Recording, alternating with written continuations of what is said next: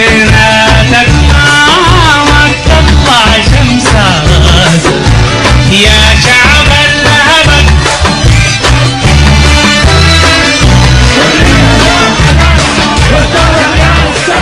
حرية سلام وعدالة وثورة خيار الشعب. حرية سلام وعدالة وثورة خيار الشعب. البشير بقول لبشير الجيعان هو جوع شعبه وهو شبعان. ربنا ينتقم منه وربنا يطيره عشان يشوف ربنا يشوف كمان تاني الناس دي يعيشوا في سلام. الناس تعبوا شديد يا بشير. انت 30 سنه ما تطلع منها قاعد تسوي شنو؟ قاعد تسوي شنو يا بشير؟ حرام عليك. 30 سنه يا بشير حرام عليك. جوعت شعبك، مرضت شعبك، قتلت شعبك، قتلت اولاد الناس. حرام عليك قاعد 30 سنه طير منها خلاص.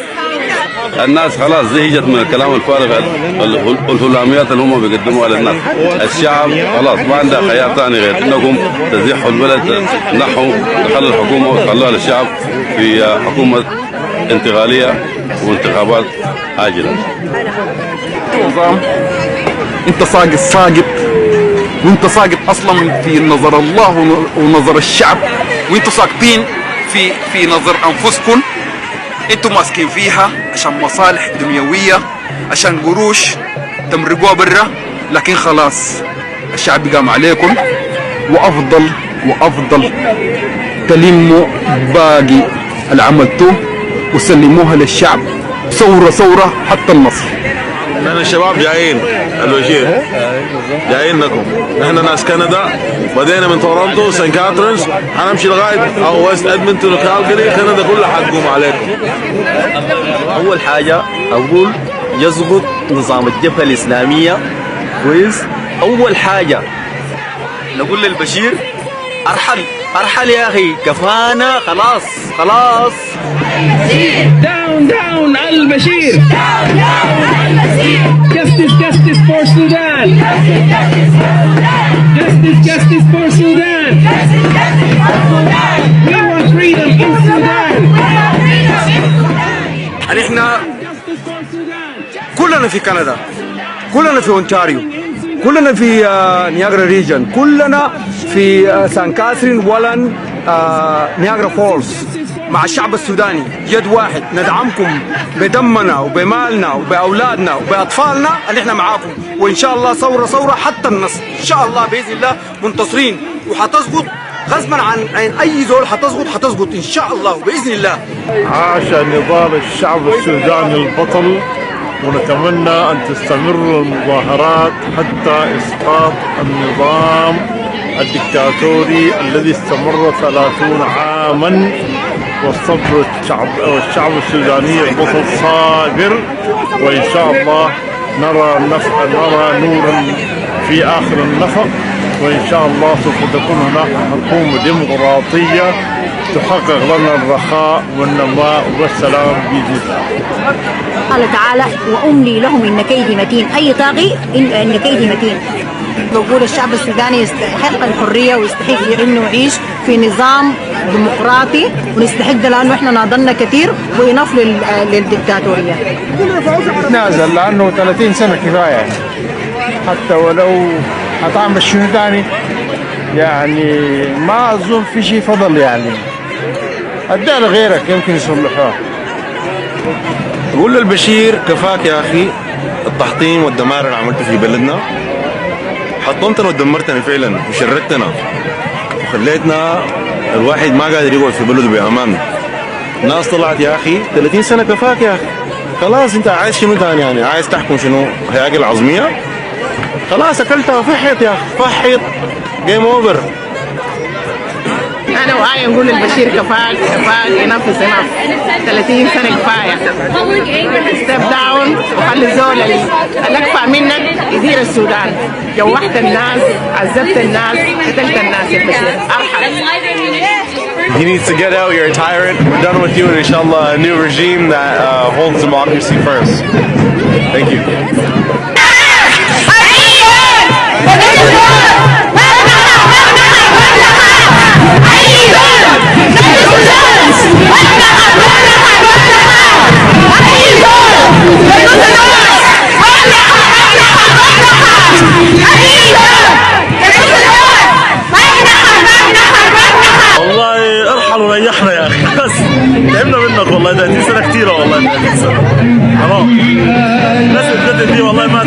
الناس يعني خلاص يعني A gunshot does not kill one silence. It's someone's silence that kills. Time to go. It's time to go. Step down. Like, there's no place for you right now in Sudan, so you might as well just step down.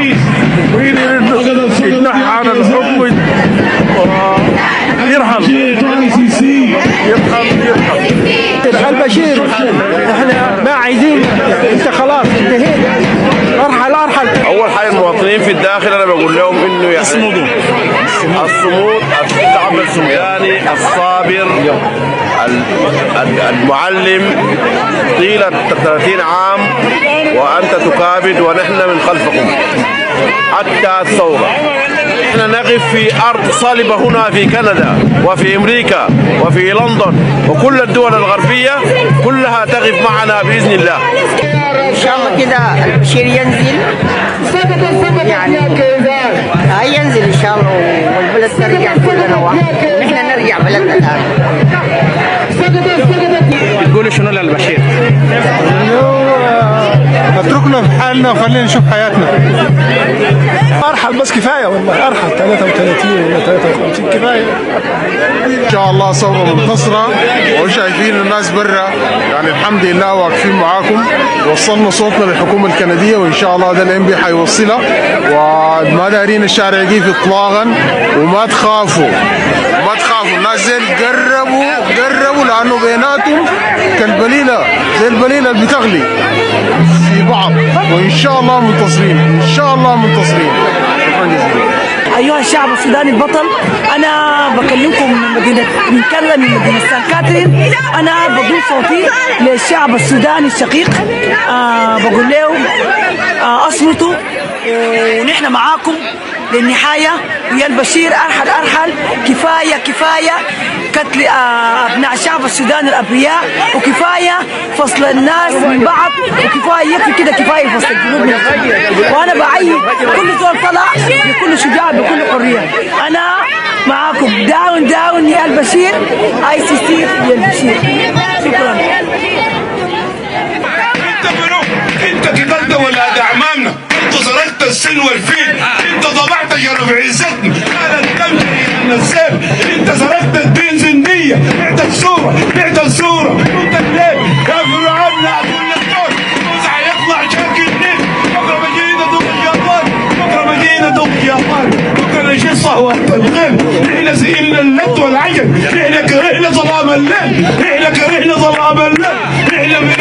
احنا بقينا اراده وهم، بكره تشوف طوفان وسيف، هجمت لك كلمات وحرب، وقف الشعر ما خلاص يا فرعون الزمن القاس، لو بينه وزع ظلمك بين الناس.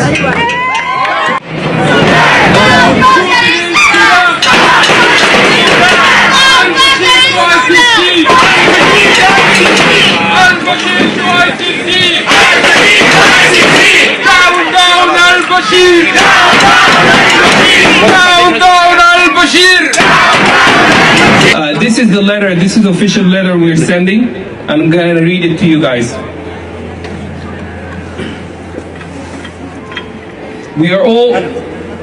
We are writing to draw your attention to the concerning excessive use of force and brutality by Sudanese government authorities against peaceful protesters that have swept across the Sudan on Wednesday.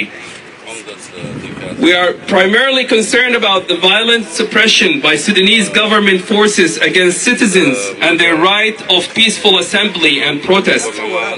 These forces, including national intelligence and security services, police and army, have brutally beaten peaceful protesters with sticks and batons, fired tear gas and used live ammunition to disperse protests. Over 30 civilians were killed so far, and many sustained gunshots. The number of wounded is unknown.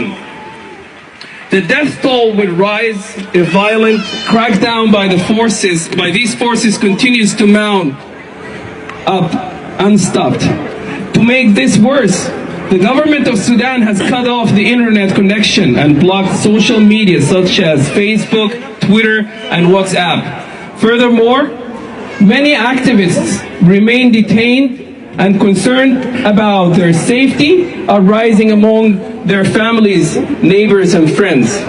Therefore, we urge the Canadian government to call on Sudanese government to immediately stop their atrocities and violent crackdown on these peaceful protests, stop their unjustified arbitrary arrests of peaceful demonstrators, and release all detainees. Thank you for your consideration of this humanitarian matter to call on the Sudanese authorities to stop their violation of human rights and using forces on demonstrators who are peacefully expressing their rights to speak out. Sincerely, the Sudanese community in Niagara region. Now I'm going to hand this letter to our own Chris Biddle, our MP. Thank you so much. Before I begin, I just want to acknowledge Mayor Walter Senzik, the Mayor of the City of St. Catharines, and Kerry Porter, who's our City Councillor here downtown. Thank you. We want to say that we're here with the Sudanese community. We stand united with you. I will take this letter and I will pass this message along to Chrystia Freeland, the Minister of Foreign Affairs for Canada. It's important to recognize the violence that's been going on for far too long, violence that many of you came to Canada because of, and we recognize that and we acknowledge that. And you came to Canada because of the freedom to protest, the freedom to live in peace, and that's something we want for Sudan, and that's something that we will call for, something that we will pray for. And I want to thank you for standing up for Sudan. Thank you so much for giving me the opportunity to speak. Thank you. Mayor of St. Catharines, Mr. Walter, have speech to you. Thank you. All right, I want to welcome everybody here to City Hall. And I want to welcome you here because for everyone here, this is your City Hall. I don't know if you can see me. This is a place where we come together.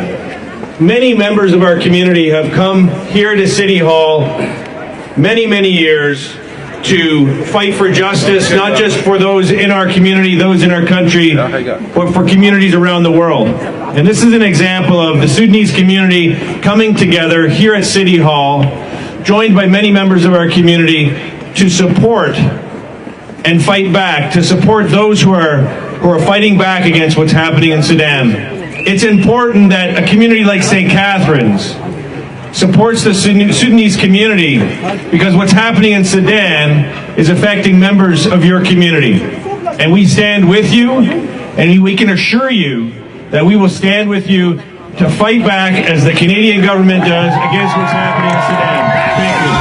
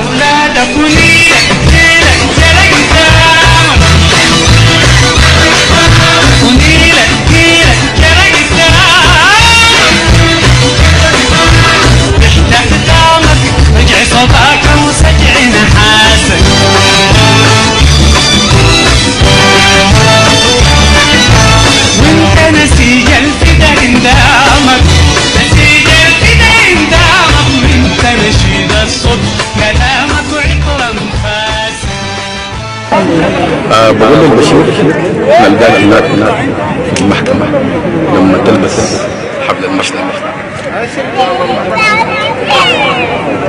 على أجنحة الفجر ترفرف